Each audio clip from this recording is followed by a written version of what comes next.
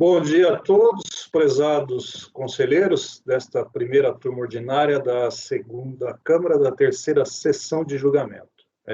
Vamos iniciar a sessão do dia 24 de junho.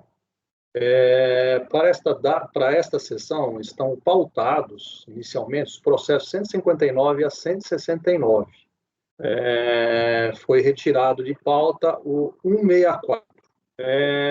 Contudo, nós já votamos os itens 159, 160, 161, 162, 163 e 165, todos eles na sessão da manhã do dia 23, porque lá havia processos idênticos com a mesma patrona. Nós vamos retomar um julgamento que foi iniciado no dia de ontem, na sessão das 14 horas, foi o item 58, foi interrompido em razão do avançar da hora.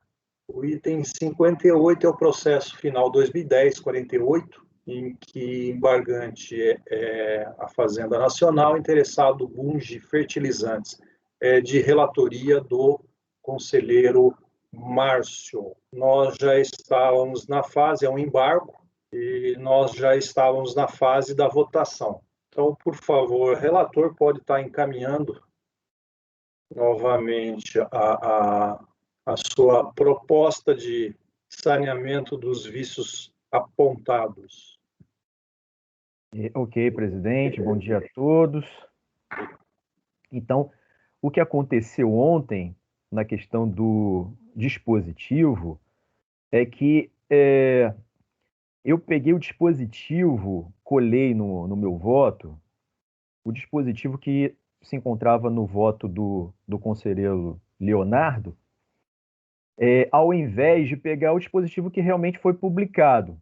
Por isso que naquele momento que a gente remeteu ao processo do dia 22, que tinha categorizado por letra os itens, eu não estava encontrando aqui no meu dispositivo, porque, na verdade, essa forma foi a que foi publicada. Então, abrindo o voto aí, eu coloquei essa parte onde eu falo: o dispositivo deve passar a ter a seguinte redação. Aí retirei o trecho que dava provimento ao caulim. Essa parte aqui já estava ontem no voto. O que eu fiz foi colocar essa parte mais abaixo como foi publicado. E aí, como eu já tinha adiantado ontem, é para retirar a letra B, bens classificados no capítulo 25. Então foi esse o ponto ontem. Eu acabei... E assim, né, fica harmônico da forma que a gente julgou no dia 22, que o dispositivo também estava letrado. Então, a conclusão aqui é pelo acolhimento dos embargos de declaração, né, para ajustar a ementa, né? Então, essa ementa que está aí, ela já está sem os trechos que foram retirados, né? E aí, para comparar, tá logo em cima no relatório o que foi retirado, que é justamente a parte dos itens, né, que foram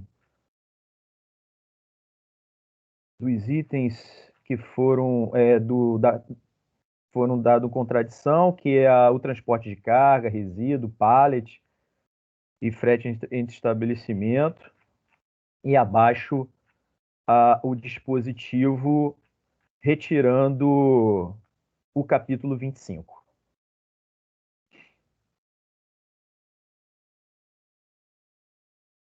Bom, na verdade aqui eu tenho que estar integrando como dispositivo o saneamento da primeira omissão, que foi a de obscuridade, e a de contradição. Aqui não está... quando você coloca aqui na conclusão, Sim.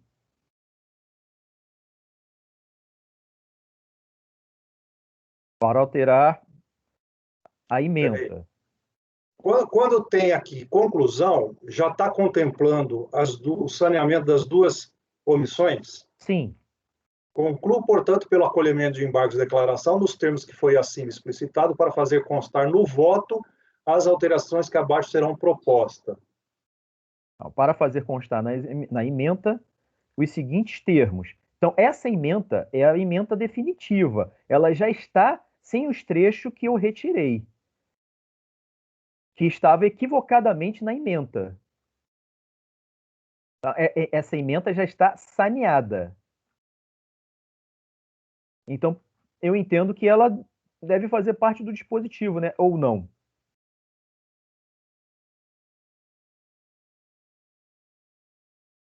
Porque a contradição é essa, né? Constava na ementa. Não, você pode estar dizendo o que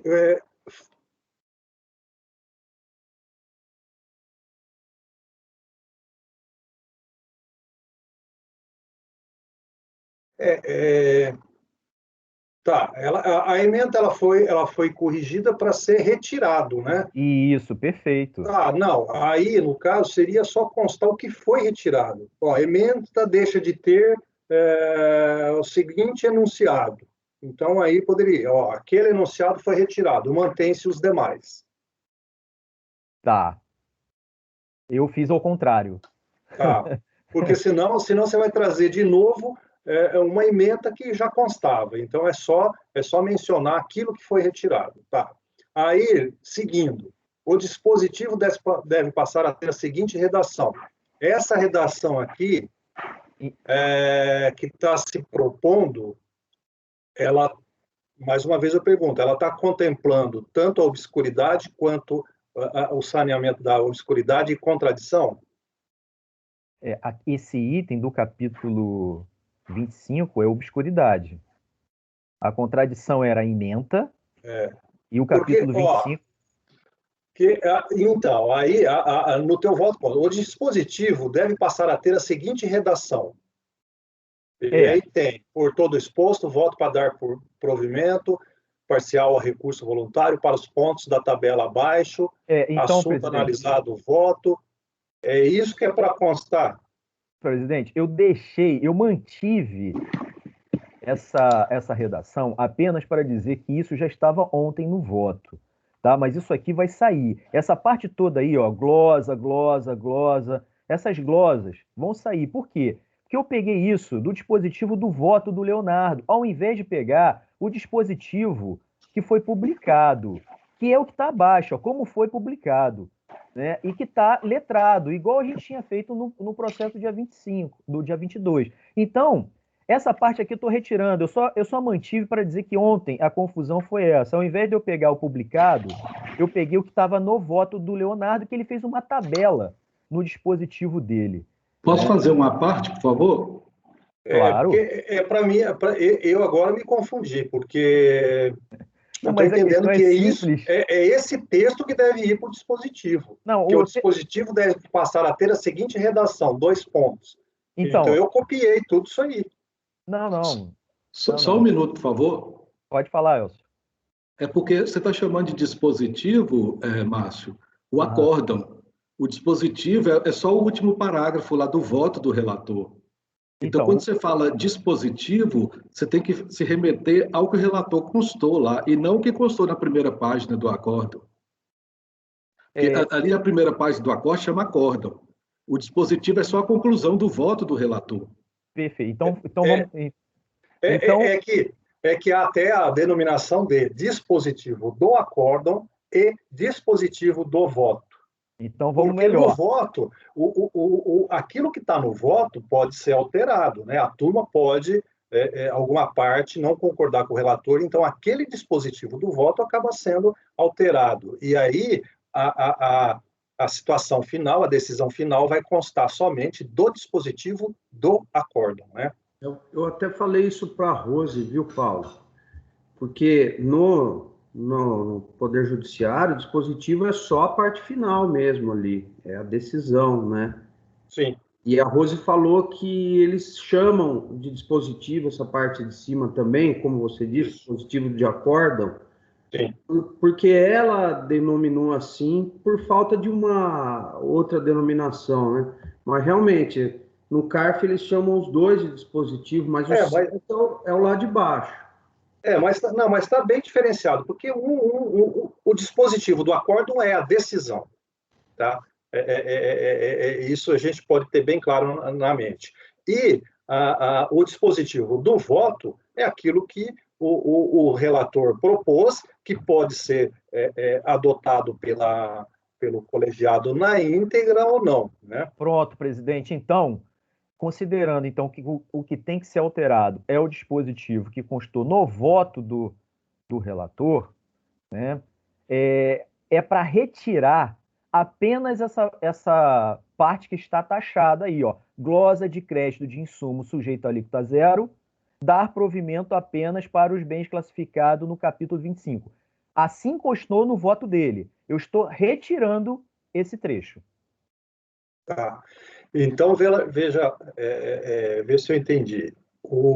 Eu não vou transcrever essa parte, por todo exposto, voto para dar provimento. Eu vou transcrever o que vem aqui, como foi publicado, vou excluir a linha B. Só isso. É isso que eu propus inicialmente, é que agora eu que estou ficando confuso. Porque são dois dispositivos, tira o primeiro ou tira o segundo?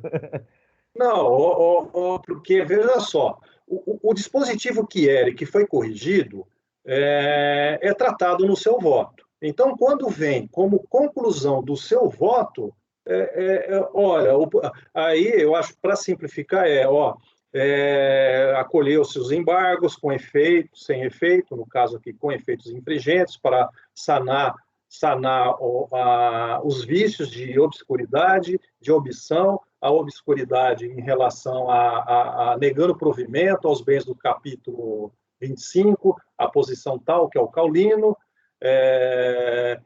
e em relação à contradição concernente aos transportes de carga, pallet, estrado, e que passa a ter, excluindo da ementa a redação que trata desses assuntos, então não vou trazer aqui, e que passa, e o dispositivo passa a ter a seguinte redação. Então, a redação atual que vai ter. Eu estou entendendo que aí a redação atual em relação a isso os itens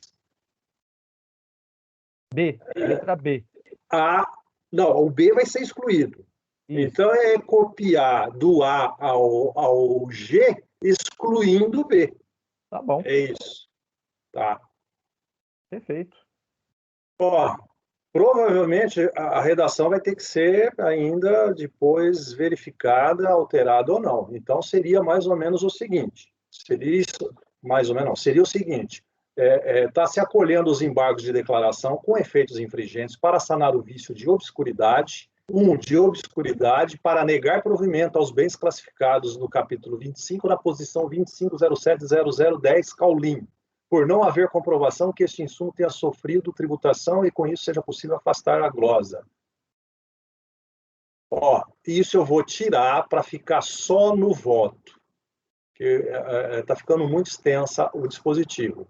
Nos termos da nova redação da decisão exarada no acórdão. Então, eu já estou me referindo a uma nova decisão. E de contradição entre a ementa e o voto concernente a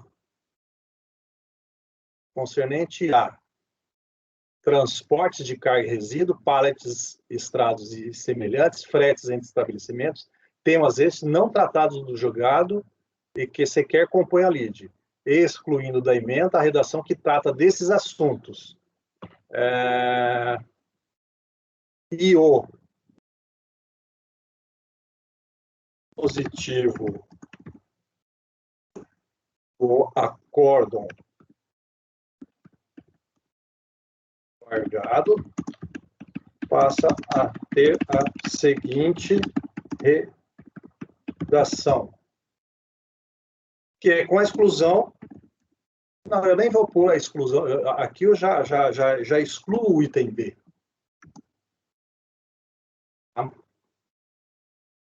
Mas aí, eu mantenho só a parte que eu estou retirando da ementa? É isso, presidente? Não, a ementa, nesse dispositivo, eu estou dizendo que a ementa foi alterada. Perfeito. Tá? E aí, no corpo do voto, você coloca, já está, qual é a alteração na ementa? Já está no voto. Porque no dispositivo vai constar, olha, conforme, dando nova redação à ementa. Que redação é essa? A que está no voto. Tá? No dispositivo, porque senão esse dispositivo senão eu teria que transcrever a ementa todinha. Eu acho que aqui não é o caso. Tá? E aí eu venho só com a transcrição de como ficará o dispositivo do acordo embargado. Que aí sim, acorda os membros do colegiado por unanimidade em dar provimento ao recurso para reconhecer os créditos sobre os gastos com de A até G, excluindo o B.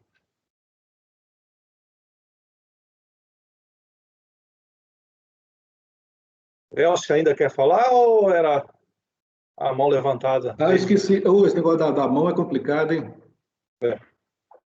Bom, podemos votar da forma como eu acabei de ler?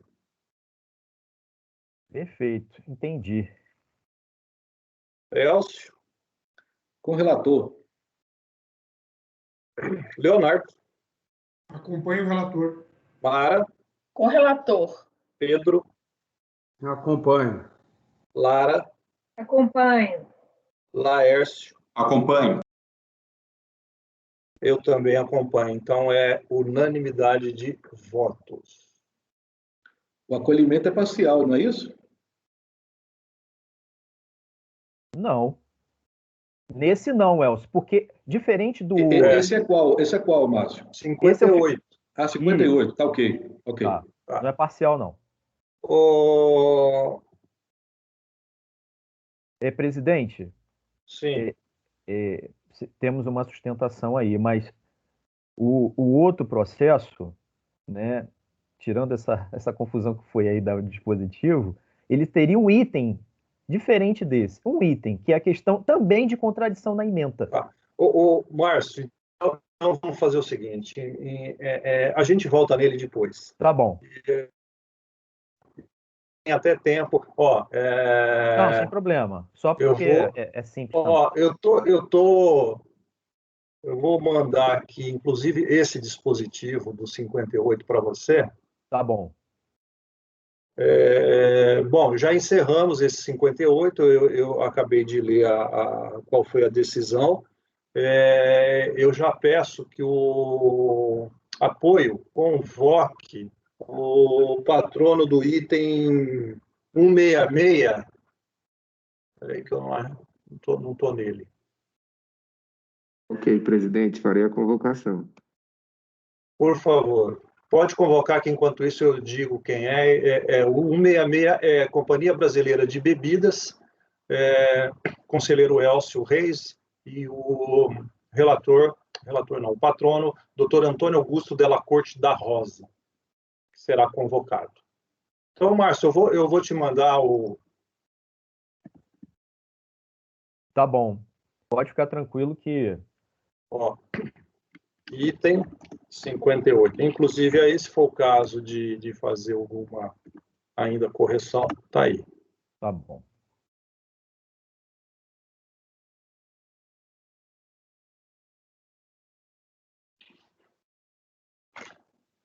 Bom dia, doutor Antônio Augusto. Seu microfone está desligado. Seja bem-vindo à turma. Bom dia, doutores. Bom dia, doutoras. Doutor, nós vamos dar início, então, ao julgamento do item 166 da pauta, processo final 2009-75, Companhia Brasileira de Bebidas, de relatoria do conselheiro Elcio. O relator fará a leitura do relatório, logo após lhe concederei a palavra para a sua sustentação oral. Com a palavra, relator. Antes de iniciar, eu só queria esclarecer uma dúvida com o patrono. O item 185 da mesma empresa, que é de hoje à tarde, é o mesmo escritório? Mesmo escritório, mesmo assunto. Nós podemos adiantar ele também para hoje? Eu ia pedir isso. Todos dois são o mesmo crédito. Eu ia pedir isso. Okay. Não havendo prejuízo, sendo o mesmo patrono, o mesmo escritório, então, na sequência, faremos o 185, é isso, Elcio? 185. Tá, então, começando com 166. Então, trata-se de recurso voluntário interposto em contraposição à acordo da DRJ, que julgou improcedente a manifestação de conformidade relativa ao despacho decisório em que não se convalidaram, esse é o termo que foi usado lá, não se convalidaram as compensações declaradas em DCTF, relativas a crédito de fim social assegurado por meio de ação judicial transitada em julgado em 27/8/2008, em que se reconheceram a incondicionalidade da majoração da alíquota da referida contribuição. Conforme consta do despacho decisório, a não convalidação das compensações decorrera da falta de comprovação do crédito, tendo sido registrado que, após intimações e reintimações, inclusive com prorrogações de prazo para atendimento, o contribuinte apresentara apenas parte dos documentos solicitados para fins de apuração das bases de cálculo do fim social, tendo repassado somente algumas contas do livro Razão, parte do livro diário e nenhuma planilha demonstrativa, baseada nos lançamentos contábeis, discriminando cada um dos valores que compuseram a base de cálculo do fim social por amostragem nos períodos de 10,89, 10,90 e 10,91. Registrou-se também que o contribuinte não apresentou documento desistindo ou renunciando ao título judicial.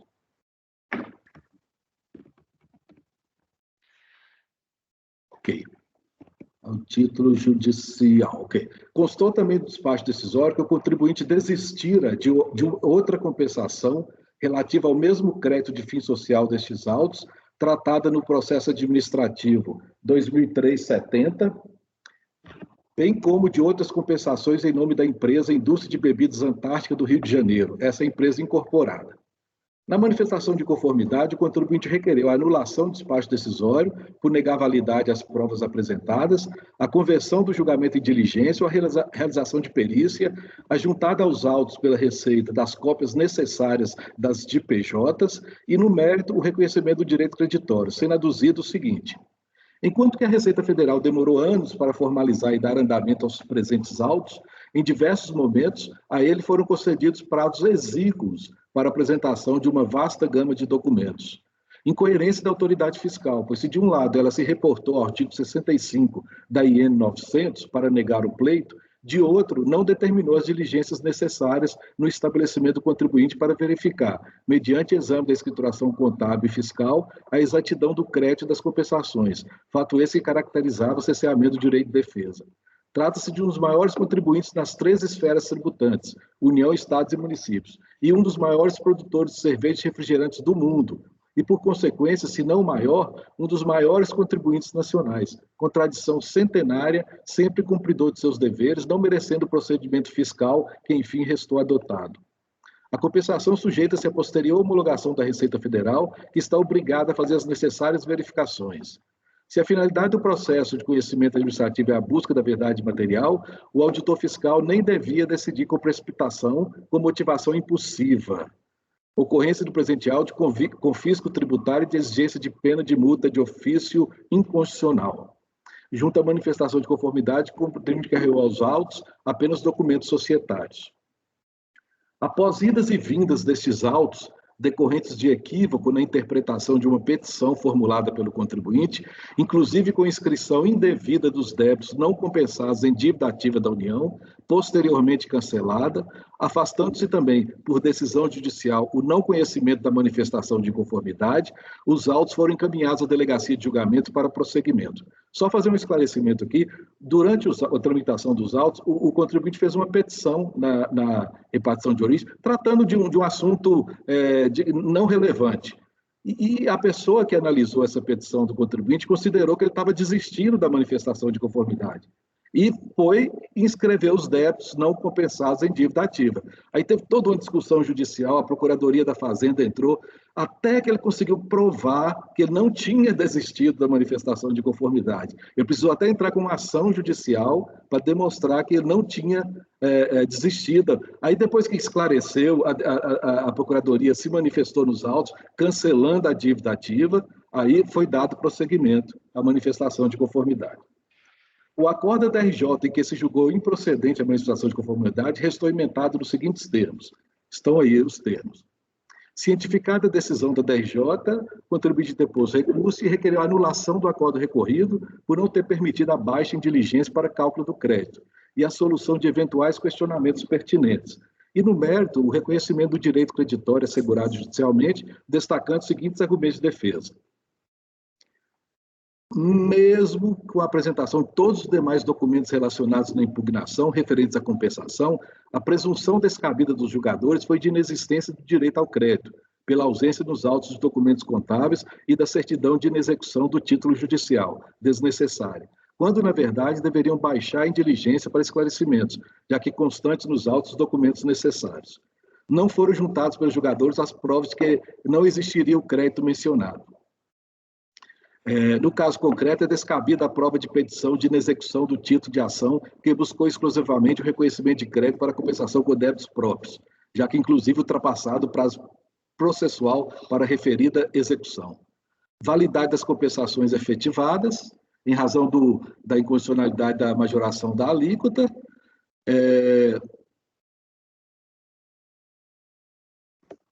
considerou que a não análise das provas foi arbitrária e, de acordo com documentos constantes dos autos, o laudo, ora apresentado, demonstra a forma de cálculo do crédito. Tá, basicamente. E também ele fala que a DPJ poderia ter sido carreada aos autos pela própria Receita. Além das telas das páginas do livro Razão e Diário e do balanço reproduzidas na peça recursal, o recorrente trouxe aos autos, na segunda instância, os seguintes documentos: fotografias de cada uma das folhas do processo judicial em que se reconheceu o direito do indébito sob comento, relatório de análise do fim social elaborado pela empresa DBC, de Biase, folha do livro diário, Razão e Balancete, de maio e junho de 2001, e balanço patrimonial e razão sem indicação de data. É o relatório.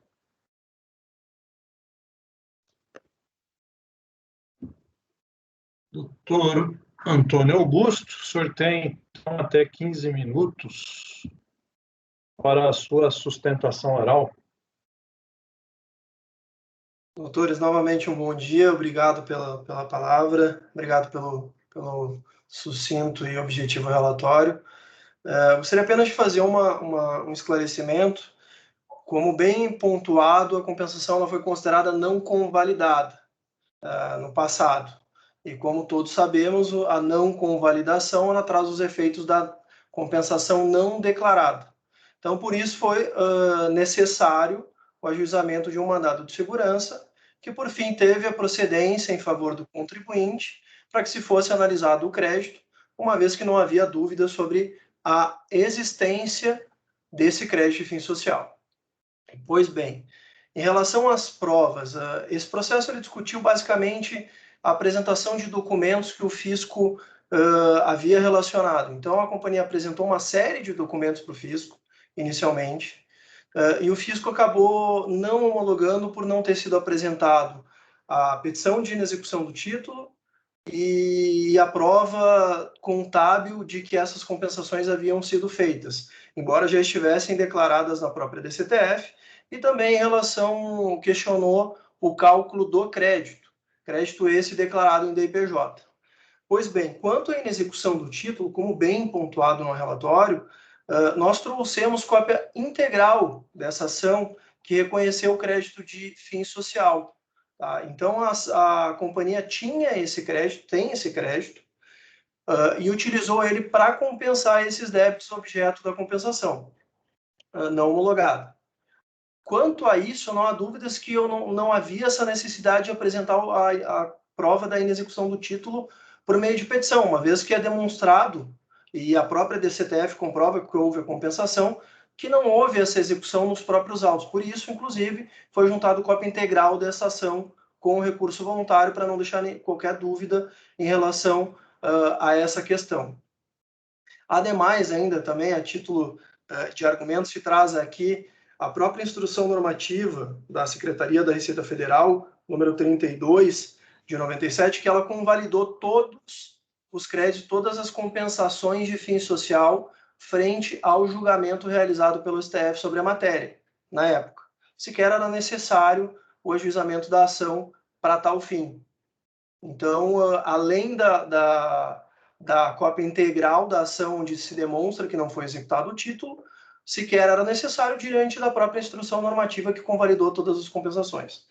Pois bem, quanto ao cálculo do crédito, que o fisco informou que não seria possível realizá-lo, nós trouxemos um laudo elaborado por contador, que é o DBAS de consultoria, como informado pelo relator, em que eles trazem por amostragem ali o cálculo do crédito utilizado do período de fim social. Esse cálculo, inclusive, ele segue a orientação de um julgado do próprio CARF, no processo 15578, eu até vou me furtar aqui de ler todo o número do processo, mas que era de relatoria da conselheira Tatiana Belisário, da 2ª Câmara, da 1ª Turma Ordinária da 3ª Sessão. Então, esse cálculo utilizado pela contadora, ele seguiu esse formato, utilizando as próprias DIPJs e os DARFs da época, e ele é suficiente, ele demonstra de forma suficiente que esse crédito era suficiente para extinguir esse débito objeto da compensação. Então, também quanto à forma de cálculo, não há dúvidas quanto ao correto procedimento. Importante também esclarecer que esse laudo ele foi trazido no recurso voluntário, mas ele utilizou os documentos que haviam sido apresentados com a manifestação de conformidade. Então, ele não está trazendo elementos novos em relação a documentos. Ele está trazendo apenas o cálculo correto para que não reste dúvida sobre o valor utilizado nessa compensação. Então, quanto à existência desse crédito e a suficiência desse crédito, não há dúvidas, uma vez que foi reconhecido por ação judicial, essas compensações elas foram consideradas não convalidadas e posteriormente, pelo juízo, consideradas não homologadas, retornando para a análise do crédito, trouxemos um cálculo de contador demonstrando que esses valores estão corretos, e, por fim, também, este mesmo laudo demonstrou, por meio dos documentos contábeis da época, que houve o registro além da DCTF, que essa sequer havia dúvidas, nos próprios registros contábeis nos livros diário e fiscal da companhia. Então, não há qualquer elemento formal que esteja ausente para a homologação dessas compensações.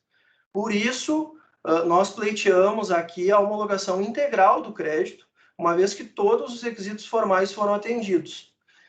Me coloco à disposição para esclarecer qualquer dúvida e peço a gentileza também, que, se possível, seja considerado a mesma sustentação para o processo que vai ser julgado a seguir, uma vez que o crédito é o mesmo utilizado. Obrigado. Agradeço, doutor. A conselheira Lara está pedindo a palavra, algum esclarecimento? Pedido de esclarecimento? Por favor, conselheira. Sim, presidente. Eu só queria perguntar ao patrono ou ao conselheiro Elcio, que tipo de ação foi essa proposta? Qual era o rito? É mandado de segurança ou ação ordinária? Essa é do fim social. A ação do fim que reconheceu o crédito do fim social foi uma ação sob rito ordinário. Tá. O mandado de segurança foi para considerar que não era não convalidado, mas sim não homologado. Tá. Perfeito. Desculpe, doutor Elcio, por ter me intrometido. Perdão. Não, foi ótimo. Posso ir ao voto, presidente? Sim, por favor. O recurso é tempestivo. Então, conforme acima relatado, trata-se de parte decisória da repartição de origem que não se convalidar as compensações declaradas de CTF relativa ao crédito fim social de fim social, né? O crédito em ação judicial transitado julgado. Aqui eu repito aqui, né, aquela questão lá, que ele foi intimado, e ele apresentou parte dos documentos por amostragem. Em relação à falta de apresentação da prova de desistência ou renúncia à execução judicial, o recorrente se contrapôs a tal fundamento, aduzindo tratar-se de medida desnecessária, pois, segundo ele, já havia ultrapassado o prazo processual para execução judicial. Argumento esse, contudo, que não o exime de comprovar a não propositura de ação de execução respectiva, em prol do princípio da vedação ao enriquecimento ilícito. Tratando-se de crédito reconhecido judicialmente, a IN 600 de 2005, vigente à época do trânsito em julgado da ação judicial, previa o cumprimento de determinadas exigências para análise das compensações, dentre as quais a homologação judicial da desistência da execução do título judicial ou da renúncia ao direito de executá-lo, e a habilitação de crédito em processo administrativo. Procedimentos esses não ocorridos nos presentes autos, dado tratar-se de compensação formulada por meio de DCTF, nos termos da Lei 8383, e não via Perdecomp. Obrigação acessória essa instituída após a edição da Lei 9430, que deu novos contornos à compensação tributária. Além disso, tendo a compensação se fundado na Lei 8383, sua formulação, nos termos do parágrafo 4º do artigo 66, devia se dar em conformidade com as instruções expedidas pela Receita Federal a partir de então. Conforme consignado no voto condutor do acordo recorrido, o artigo 10 da IN-DPRF, quando a Receita era departamento, número 67 de 92, determinava que o contribuinte deveria manter em seu poder para eventual exibição à Receita Federal e, enquanto não prescritas eventuais ações que lhe fossem pertinentes, documentação comprobatória da compensação efetuada. Tal comando encontra-se em consonância com o teor do parágrafo único do artigo 195 do CTN, em que se estipula que os livros obrigatórios de escrituração comercial e fiscal e os comprovantes dos lançamentos neles efetuados serão conservados, até que ocorra a prescrição dos créditos tributários decorrentes das operações a que se refiram. Diante da alegação da autoridade fiscal de não comprovação do indébito, o recorrente afirmou, desde a primeira instância, que os documentos necessários à apuração do indébito já haviam sido apresentados. Compulsando-se os autos, confirma-se a apresentação, anteriormente à prolação do despacho decisório, do seguinte: planilhas relativas à apuração do fim social no período de setembro de 89 a março de 92, cópias dos DARFs, são muitas, folhas do livro Razão, sem identificação do período, termos de abertura e encerramento do livro diário assinados em 22/12/90, acompanhados de 3 folhas do livro sem identificação do período, recibo e partes da DRPJ 90, partes do livro diário relativos à apuração do fim social de alguns meses de 90, termos de abertura e de encerramento do livro diário assinados em 5/2/91, acompanhados de 5 folhas do livro referente a outubro de 90, recibo e partes da DRPJ 91, folhas do livro Razão referente a outubro de 91, termos de abertura e encerramento do livro diário acompanhados de folhas do livro referente a outubro de 91 e recibos e partes da DRPJ 92.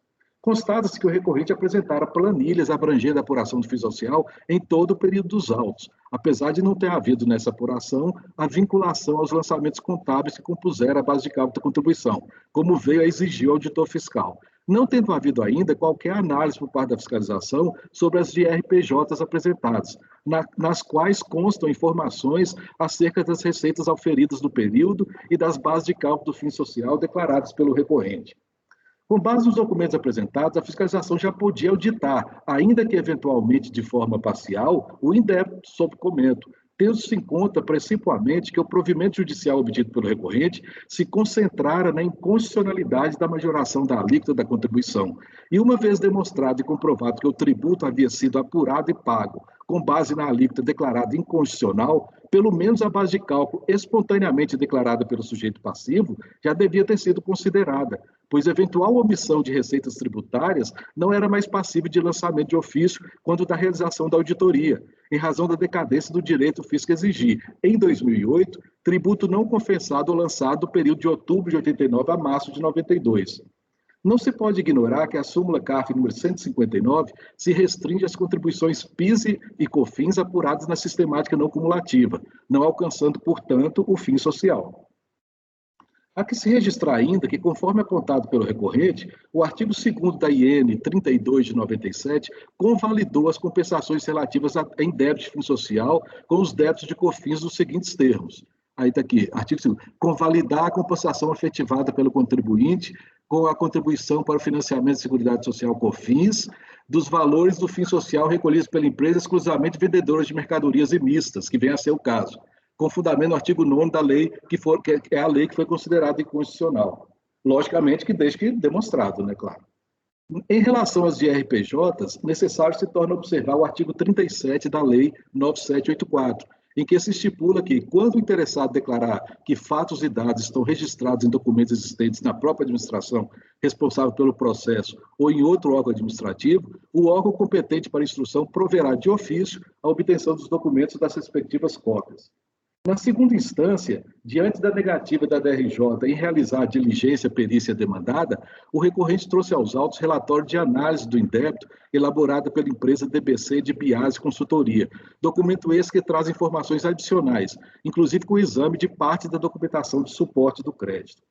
Por outro lado, as folhas 981 e 982 desses autos constam informações acerca da DCTF retificadora transmitida em 24/6/2004, em que se compensaram débitos da COFINS devidos em 2001, no montante de 7 milhões e esse restante do valor, com o crédito de fim social reconhecido judicialmente, sobre o qual se controverse nesses autos. Constata-se que na data da transmissão da referida DCTF, 24/6/2004, ainda não havia o trânsito em julgada decisão judicial, o que veio a ocorrer somente em 27/8/2008, situação essa que vai de encontro à regra constante do artigo 170-A do CTN. Contudo, por se tratar de ação ajuizada em 20/8/93, ao presente caso não se aplica a regra supra, conforme jurisprudência deste CARF. Verbs. Aí eu trouxe aí um acórdão de turma ordinária e uma da Câmara Superior.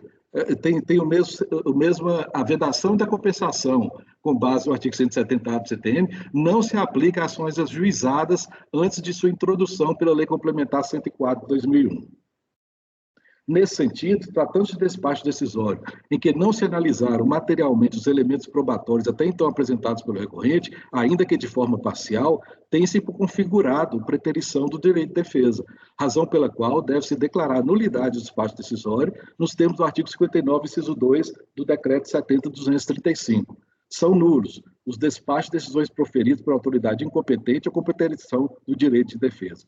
Diante do exposto, vota-se por dar parcial provimento ao recurso voluntário para declarar a nulidade do despacho decisório por preterição do direito de defesa e determinar a prolação de nova decisão pela autoridade fiscal, com observância das definições e delimitações presentes neste voto, bem como dos documentos carreados aos autos, desde o procedimento fiscal até a segunda instância, sem prejuízo de novas diligências que se mostrarem necessárias à solução do litígio, mas desde que o recorrente apresente, em prol do princípio da vedação e enriquecimento ilícito, prova de desistência, renúncia à execução judicial ou uma simples certidão judicial atestando a não execução do indébito reconhecido judicialmente. Eu acho que essa prova é importante, apesar de ter sido uma regra instituída após a instituição do PERDECOMP, e que essa regra não era prevista na compensação com base na 8383, eu acho que mesmo assim tem que ter essa prova, né? Porque se ele reconheceu judicialmente, pelo menos uma certidão de que não houve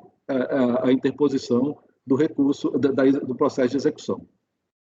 Após a prolação do novo despacho decisório, o recorrente deverá se cientificar do seu teor, devendo-lhe ser oportunizado o direito de defesa de acordo com as normas do PAF, em especial o parecer COSIT número 2, de 23 de agosto de 2016, parcialmente reproduzido no rodapé. É o voto. Obrigado, conselheiro Elcio. Ficou bem claro aí a situação fática do processo, a falta de análise pela unidade de origem, e aí culminou nessa proposta de nulidade daquele despacho, né? Podemos votar, Leonardo? Sim, presidente. Pois não. Acompanhe o relator. Conselheira Mara? Com o relator. Pedro? Acompanho. Lara? Acompanho também, presidente. Laércio? Acompanho. Márcio? Com o relator. Eu também acompanho o relator, então a decisão ela é unânime, dando provimento parcial no sentido de anular o despacho decisório e outro seja prolatado, analisando todos os documentos trazidos pela contribuinte. Agradeço sua participação, doutor, mas vamos continuar, porque o próximo é o 185, que é da pauta da tarde, porém, tratando-se da mesma empresa, são mesmos fatos? Não, os fatos são diferentes, só o crédito que é o mesmo. Mas são outros fatos. Ok. Então, com a palavra, e haverá necessidade, o doutor Antônio Augusto, o senhor fará a manifestação ou não? Doutores, eu dispenso o relatório e a única manifestação que eu faço é que é o mesmo crédito, os mesmos fatos em relação ao mesmo crédito, apenas em relação ao débito que não foi apresentado um laudo tão minucioso como foi feito neste processo. Ok. Tá. Elcio, conforme manifestação já do patrono, se entender melhor solução, já pode ir direto para o voto. Inclusive, eu vou até adiantar que a minha proposta é de uma diligência.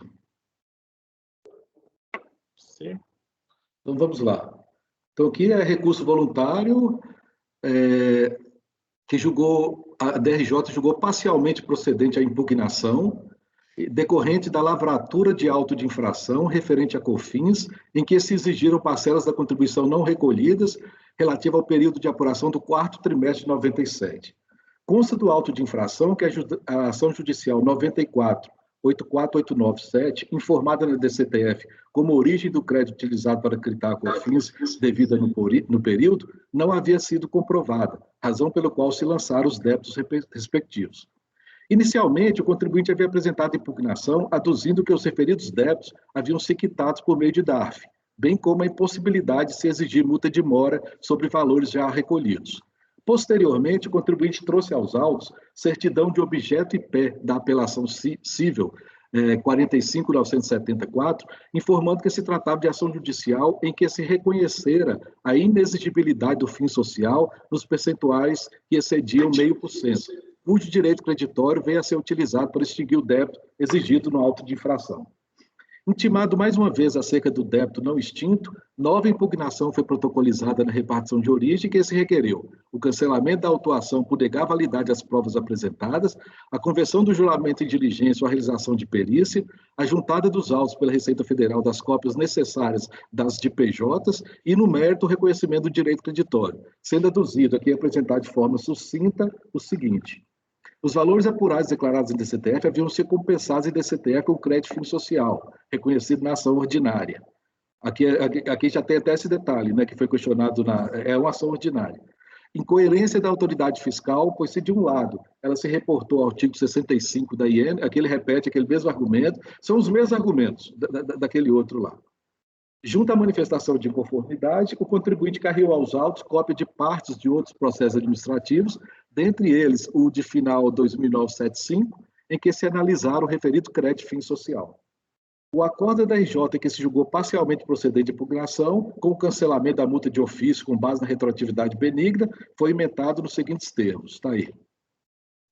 Constatou o julgador ACO que, com base nas peças acostadas aos autos, a numeração do processo judicial relativo ao crédito fim social diferia do número de processos informado da DCTF, constando do processo 70, final 70, parcialmente colacionada a esses autos, que a referida ação ordinária encontrava-se vinculada à medida cautelar número tal, a respeito da qual não havia notícias nos autos.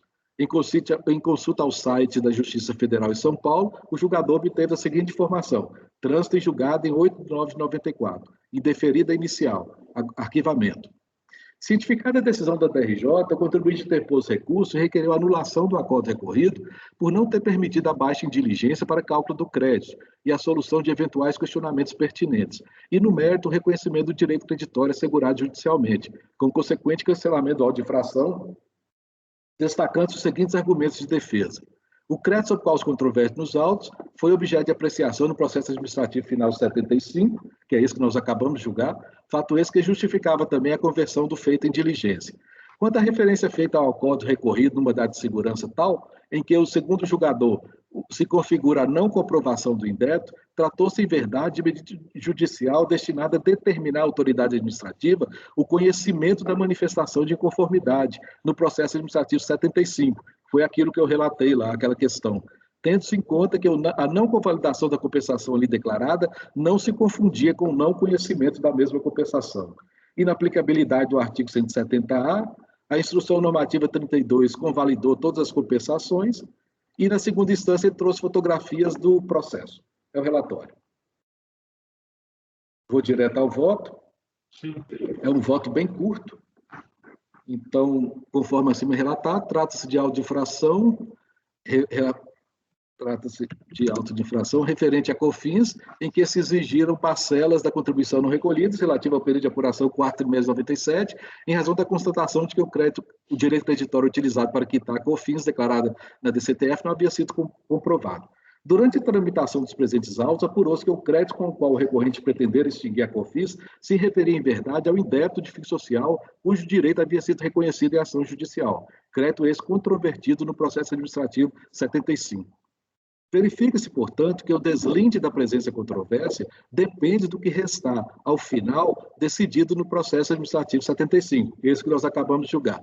Processo esse que também julgamento nessa reunião de junho de 21 dessa turma julgadora, tendo-se, portanto, por configurado conexão entre eles, nos termos do inciso 1 do parágrafo 1º do artigo 6º do anexo 2 do regimento interno do CARF. Nesse sentido, vota-se por converter o julgamento em diligência à repartição de origem para que a autoridade administrativa, após a prolação de novo despacho decisório no processo administrativo fiscal final 75, nos termos definidos no acordo dessa turma julgadora, se pronuncie nestes autos acerca de eventual direito creditório remanescente, passível de utilização na compensação declarada em DCTF, da qual se originou o presente auto de infração, registrando em relatório circunstanciado os dados apurados, relatório esse a ser cientificado ao recorrente para que, havendo interesse, se pronuncie no prazo de 30 dias, após o que os autos deverão retornar a este CARF para prosseguimento. É o voto. Ok. Leonardo.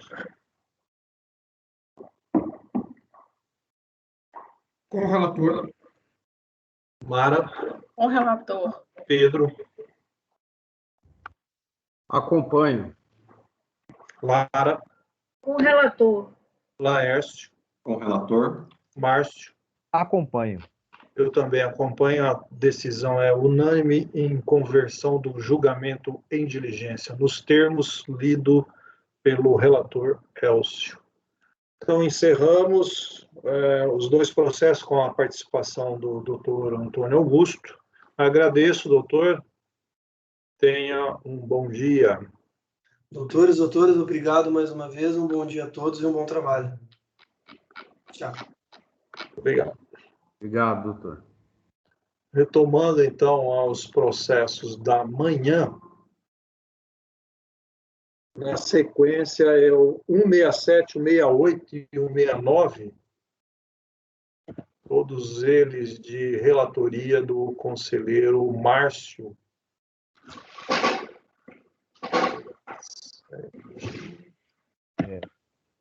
Carvalho Roskin, o primeiro deles é o 2012-18. Vou abrir os processos, presidente.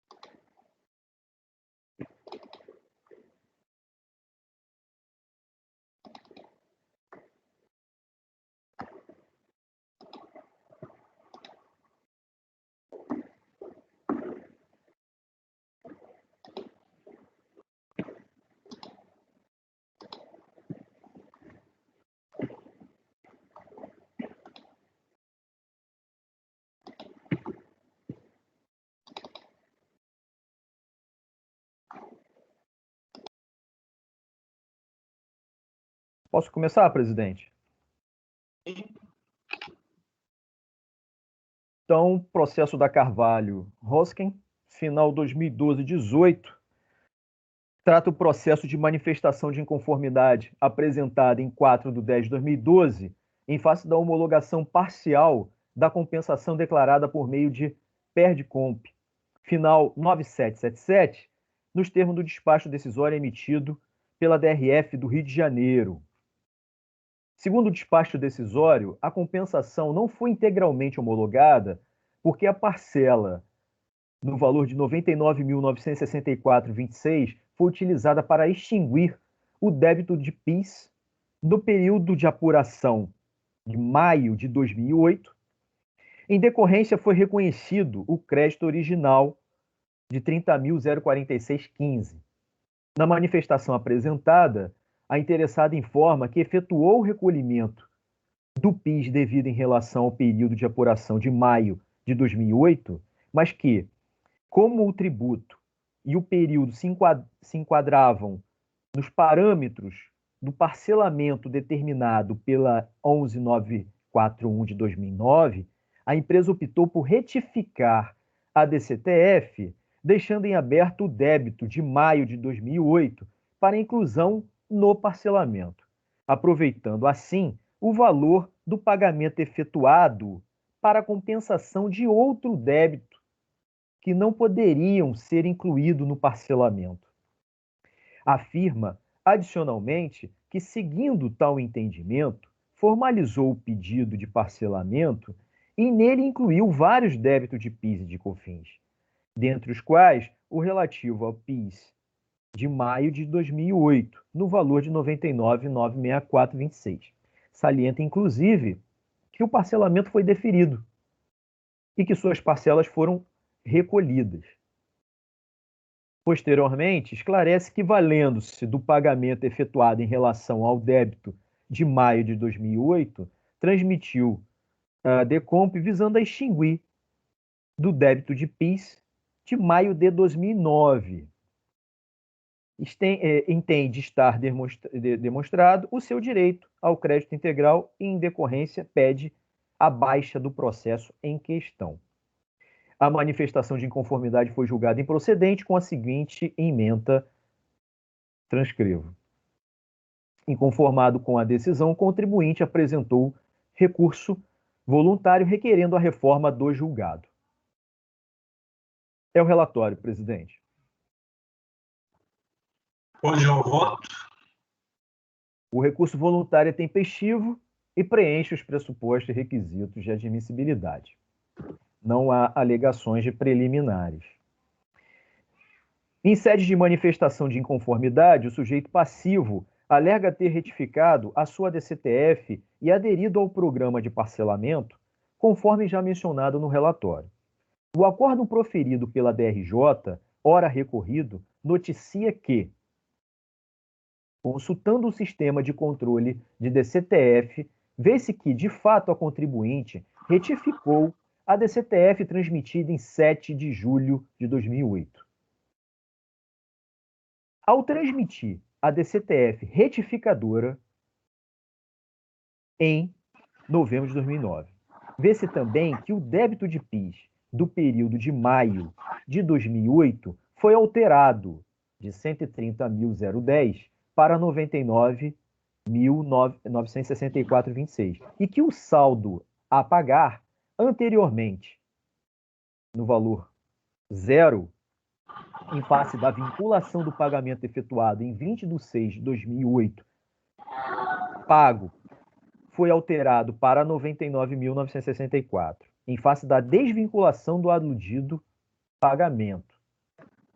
Ocorre, contudo, que apesar de a contribuinte ter retificado sua DCTF, o Sistema de Fiscalização Eletrônica da Receita Federal, ao identificar um pagamento com as mesmas características do débito, acabou alocando esse pagamento ao saldo devedor do período.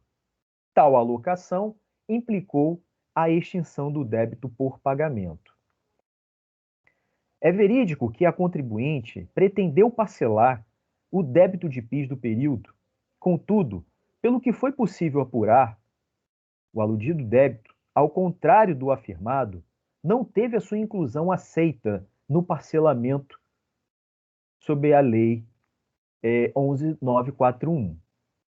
Tanto isso é verdade que a própria contribuinte ingressou com um recurso administrativo requerendo justamente a inclusão deste e de outros débitos no parcelamento no âmbito do processo administrativo final 2011-13. Assim, uma vez que tal decisão, cientificada em 15 de 3 de 2012, nos termos da Lei 11941, é definitiva na esfera administrativa, sendo certo que o seu processo respectivo, final 2011-13, já se encontra arquivado no setor competente, resta claro que o débito de PIS, referente a maio de 2008, encontra-se extinto pelo pagamento que para ele próprio foi efetuado, fato que foi considerado no despacho decisório posteriormente emitido. Então, eu trago a consulta no qual eu busquei me certificar se esse processo realmente se encontra arquivado. Outro sim, as alegações da recorrente são no sentido de que o crédito foi corretamente utilizado. Conforme exaustivamente demonstrado em sua impugnação, a hora recorrente efetuou em maio de 2008 o recolhimento de débitos relativo a PIS daquele período e, posteriormente, por se tratarem de débitos passíveis de inclusão no refis da Lei 11941 e pretendendo incluí-los no parcelamento especial, apresentou da CTF retificadora para que tais débitos fossem mantidos em aberto para posterior inclusão no refis. Tais valores referentes aos créditos de PIS de maio de 2008 somaram-se aos 30.046, que era o restante entre a diferença entre 130 e 99, já existente, e foram utilizados pela contribuinte para a compensação de débitos referente a maio de 2009, no valor de R$ 86.158,99. Em relação aos débitos de maio de 2008, que retornaram ao status em aberto pela DCTF retificadora, apresentada pela contribuinte e que pretendeu desalocar o pagamento anteriormente efetuado, estes foram prontamente incluídos pela contribuinte no parcelamento da Lei 11941 e foram sendo quitados gradualmente através de DARFs periódicos que incluíram débitos de outras competências, tanto PIS quanto de COFINS. Digo eu, como se vê, o recurso voluntário não trata do processo mencionado pela DRJ, final 2011-13, no qual se discutiu a impossibilidade de inclusão do débito do PIS no valor de R$ 99.964,26, no período de maio de 2008, no programa de parcelamento.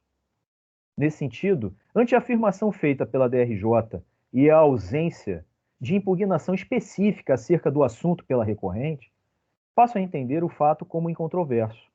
Logo, o débito do PIS no valor de R$ 99.964,26, do período de apuração de maio de 2008, já havia sido extinto pelo pagamento com o crédito do DARF, folha 19, no valor de R$ 130.010,41. Então, não haveria saldo suficiente para homologação da DECOMP transmitida em janeiro de 2010. Dentro desse contexto fático, é possível concluir pela ausência de liquidez e certeza, nos termos do artigo 170 do CTN. Sendo assim, a homologação parcial da DECOMP final 9777 está correta, devendo ser mantida como proferido o despacho decisório. Diante do exposto, nego o provimento ao recurso voluntário. É como eu voto.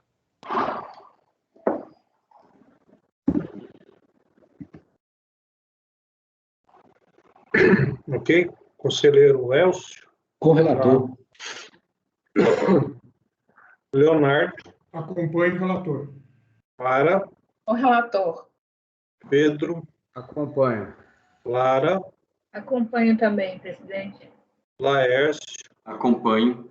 Eu também acompanho, então, por unanimidade de votos, negou-se provimento ao recurso voluntário. Esse foi o item 167, que é o processo final 2012-18 da Carvalho Rosken. O próximo, 168.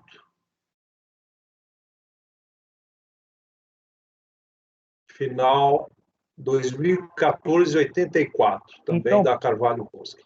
Presidente, eu vou ler primeiro.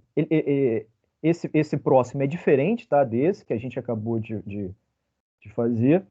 Eu vou ler o item 169, porque ele é idêntico ao 168, tá?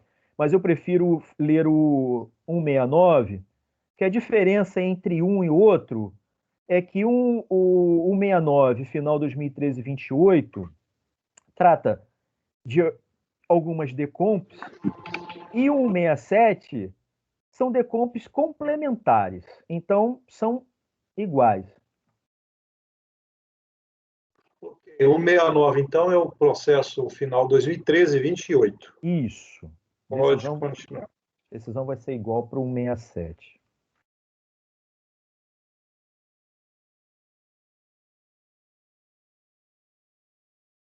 Trata o presente processo de manifestação de inconformidade apresentada em face do despacho decisório que não homologou as compensações formuladas por meio das decomps.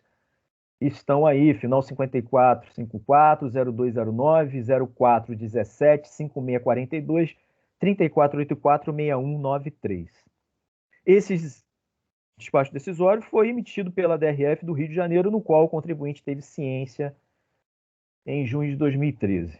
Segundo o despacho decisório recorrido, o resultado da análise que levou ao indeferimento do crédito encontra-se materializada no parecer consultivo número 104 de 2013, onde diz que o contribuinte indica como origem de crédito a inclusão, de forma indevida, na base de apuração de PIS e COFINS não cumulativos, as receitas de juros e variação monetária definidas em contrato de venda a prazo de unidades imobiliárias, o que levou ao recolhimento de PIS e COFINS em valores superiores ao devido.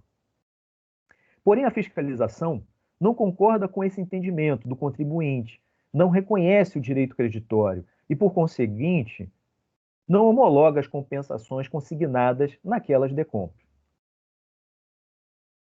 Na manifestação de conformidade, aduz que os créditos foram gerados tendo em vista que a manifestação, a manifestante indevidamente computou na base de cálculo da COFINS não cumulativa, desde maio de 2005, valores de variação monetária e juros calculados sobre o direito de crédito decorrente de suas vendas, submetendo tais valores à tributação pela alíquota geral, 7,6%, da COFINS não cumulativa, quando a legislação tributária assegura a tributação destas receitas financeiras pela alíquota zero, por força do Decreto Federal 5.442 de 2005.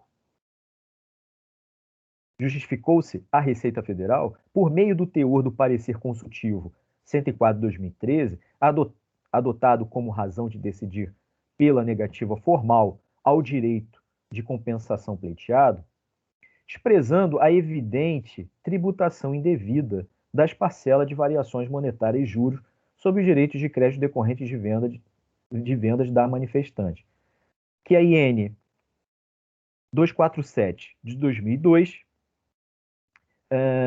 orientava no sentido de considerar como base de cálculo da COFINS não cumulativa, além da receita bruta de vendas, também o valor dos juros e das variações monetárias. A manifestação de inconformidade foi julgada improcedente com a seguinte ementa. Na ementa constou: não tendo a manifestante apresentado prova capaz de afastar os pressupostos de fato do despacho decisório, impõe-se a improcedência da manifestação de conformidade. Inconformado com a decisão, o contribuinte apresentou recurso voluntário, requerendo a reforma do julgado, alegando em síntese que a Receita possui todas as provas necessárias, visto que atendeu às intimações. É o relatório. Hoje é o voto.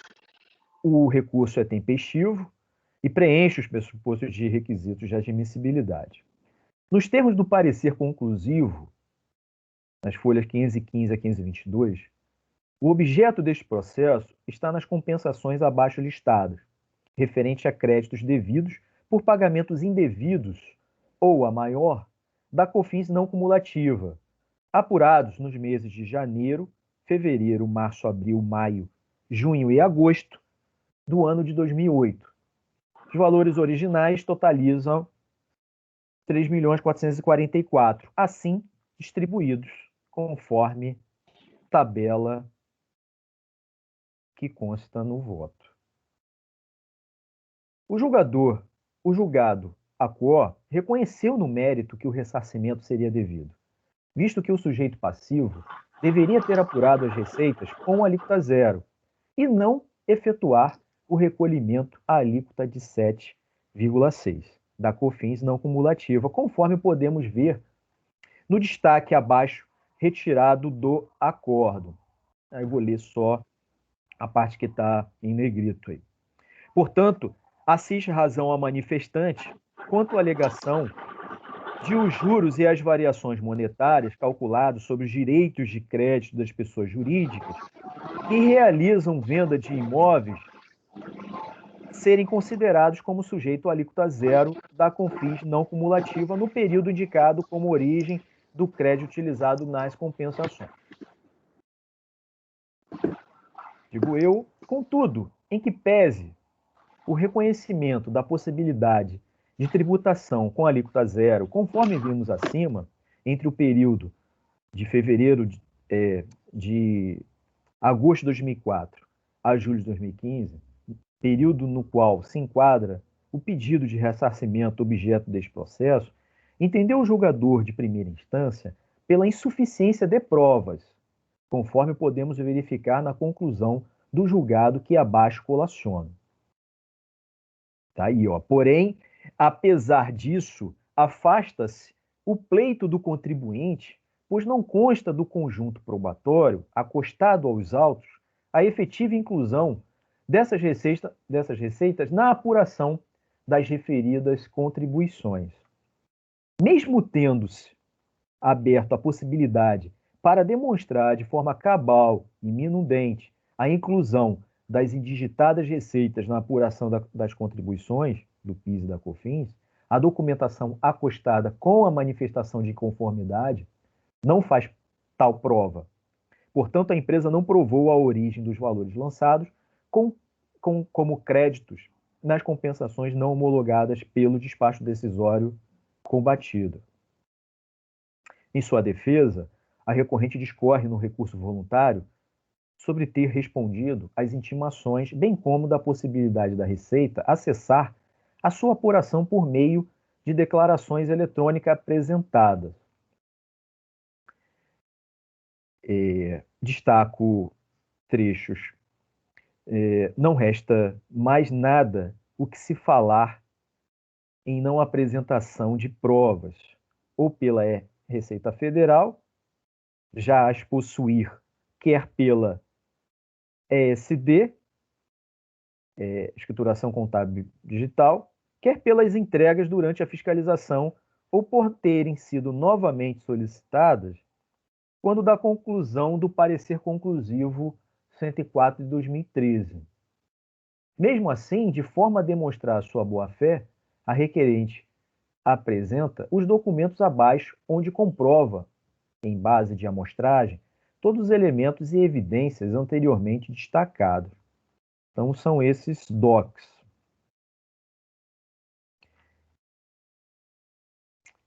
Digo eu que pese não ser possível aferir o demonstrativo de apuração de contribuições sociais da COM por conta de não ter valores informados, vide as folhas 102 a 376, é sabido que a recorrente obteve receitas oriundas de suas unidades imobiliárias vendidas, pois assim ficou demonstrado na DIPJ no ano calendário de 2008, folha 514.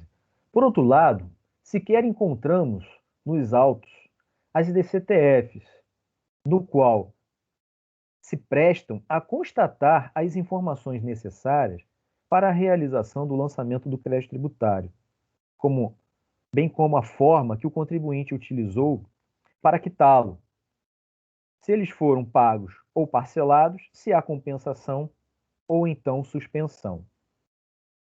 A recorrente busca elucidar as divergências de informações e valores das contribuições, trazendo aos autos os documentos que entende serem suficientes para a comprovação do seu pedido.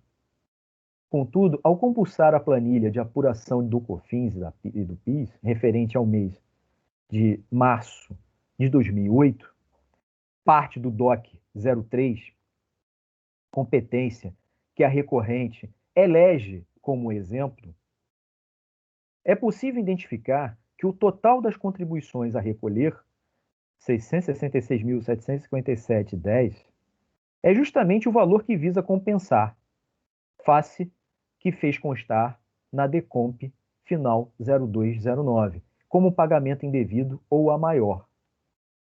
Considerando que a LID ancora-se nas rúbricas de juros e as variações monetárias, calculados sobre os direitos de crédito das pessoas jurídicas que realizam venda de imóveis, e sendo esses direito, receitas financeiras, incontroverso a tributação a alíquota zero da COFINS, não cumulativa, vigente no período já citado. O valor pago indevido ou a maior deveria se restringir a esta rúbrica, juros e variação monetária, no caso, ao valor de R$ 1.056.870,16, resultado da movimentação contábil da conta 311.0102, receita de juros, o que, aplicando as alíquotas de PIS e COFINS, resultaria no valor de R$ 97.760,49. Desta forma, até faria sentido dizer que o valor pago indevido ou a maior seria o total apurado no valor de R$ 666.757, tendo em vista que os DACONs estão zerados e aparentemente a DCTF encontra-se com débito zerado. Portanto, não haveria valor a recolher, mas de certo que este não é um racional a se perquirir para o deslinde deste processo. O que concluo, agora ancorado na boa-fé, que busca manifestar a recorrente, é que não demonstrou de forma cabal e minudente, como bem dito pelo relator Acor, o que fora recomendado que fosse elucidado, ainda no despacho decisório, nas folhas 15 e 20 seguintes, parecer conclusivo 104, e que fez as seguintes observações. Cabe ressaltar que, apesar do fundamento do pedido ser improcedente, caberia a retificação da DACOM para informar quais as alterações dos valores apurados dos débitos e créditos da COFINS, bem como para o controle da compensação de crédito. Esta retificação não foi realizada pela interessada, pois constatamos que a DACOM correspondente aos meses de janeiro a novembro de 2008 foram apresentados com os valores zerados, e assim permaneceram, apesar das expressivas receitas de vendas de unidades imobiliárias no valor de R$ 156.094.342, conforme informações colhidas na DIPJ, folha 514. Sigo o voto.